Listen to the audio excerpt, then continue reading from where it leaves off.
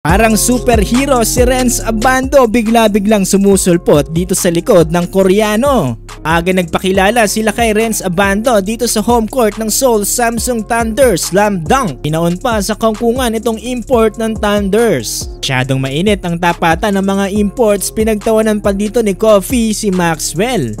Anyang Red Boosters kontra dito sa Seoul Samsung Thunders. At rin napapabalita na nagka-interest to dito sa ating Filipino player na si Justin Baltasar. Ito ay matapos na maging unsuccessful ang Japan B-League stint dito ni Baltasar. Pero sa kalaunan ay hindi rin naging successful ang paglalaro sana dito ni Baltasar sa KBL. Well, dito sa first quarter, ganda ng efficiency dito nila kay Renz Abando. 3 out of 4 from the field, shooting 75% from the 2-point field goal. Under 5-minute mark, ganda ng pasa dito ni Daryl Monroe sa ilalim para sa isang dakdak dito ni Renz. Ganda rin ang depensa ni Renz dito para mapuwersa sa team foul itong Samsung Thunders. Masyadong napapabayaan si Renz dito ng Thunders sa ilalim, kaya naman nagagawa niya yung mga follow-up shots sa mga mintes sa tira kagaya na lang dito. Tapos ang first quarter lamang ng dalawang anyang 25-23. Eto na, second quarter, naghahabol dito ang Thunders. Ganda ng depensa na ginawa dito nila Maxwell at Abando para butatain ang tira dito ni Kofi.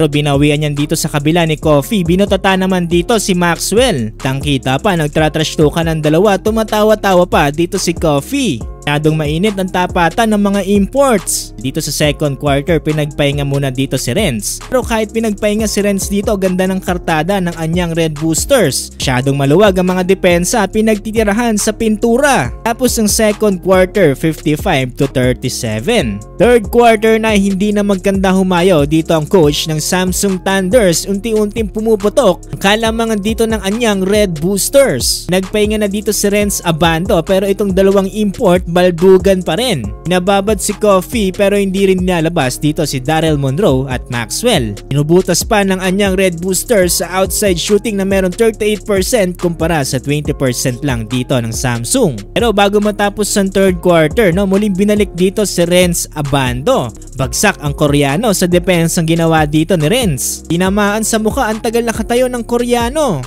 Well, tinawagan lang naman si Renz dito ng foul at hindi naman talaga yan sinasadya. As 25 seconds, napabayaan na naman sa ilalim si Renz, nakalaso na naman dito para sa Red Boosters. Nice follow up. Katapos ang third quarter, tambak ang Samsung 78-51. Fourth quarter na, parang superhero dito si Renz Abando. Bigla-bigla na lang sumusulpot. Gulat ng Koreano, nasa likod na pala si Renz. Eto pa, muntik pang mamposterize sila kay. Natatawa-tawa na lang dito si Renz, dami ring sumusuporta para sa Red Boosters. Panalo ang anyang Red Boosters at nakapagtala dito si Renz ng 11 points.